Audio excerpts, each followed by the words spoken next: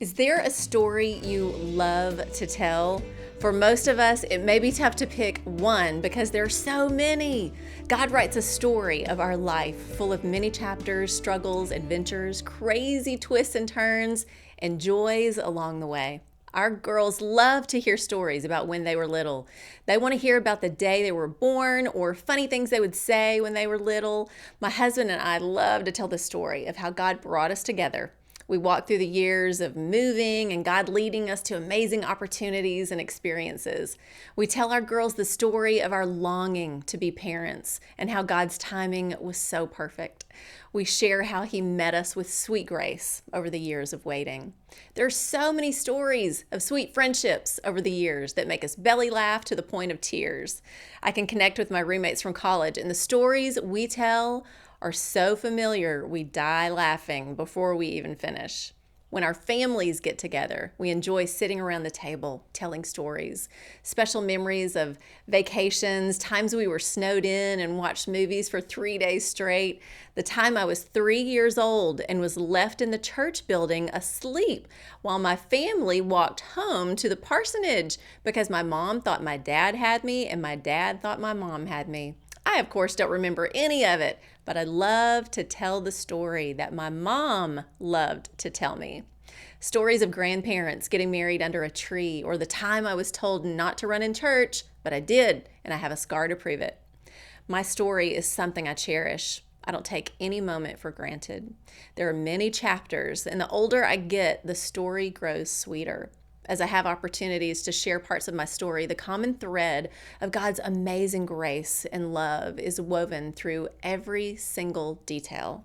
I don't hesitate to share any of it, even though certain chapters may be tougher to go back to. Still, Jesus, through it all, was always with me and always enough.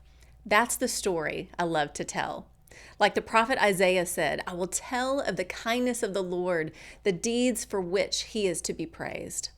The paths we take, the stories of our life are treasures, and not one is wasted.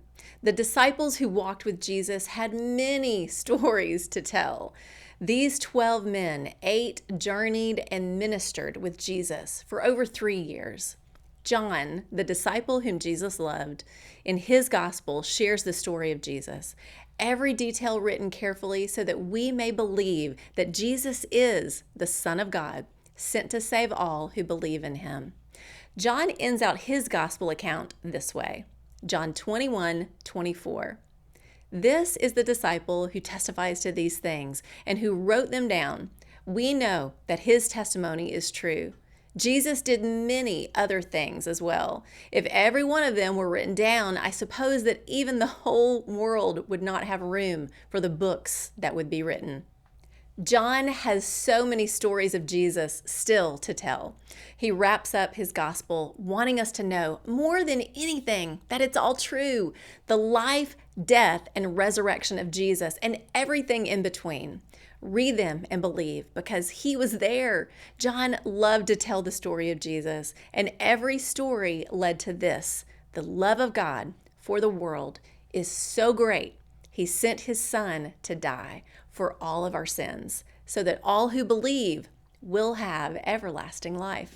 That's the truth. I love to tell the story of Jesus and His love for me. If you want to know more about it, read the book of John. It could change your story for eternity. I'm Lori Klein.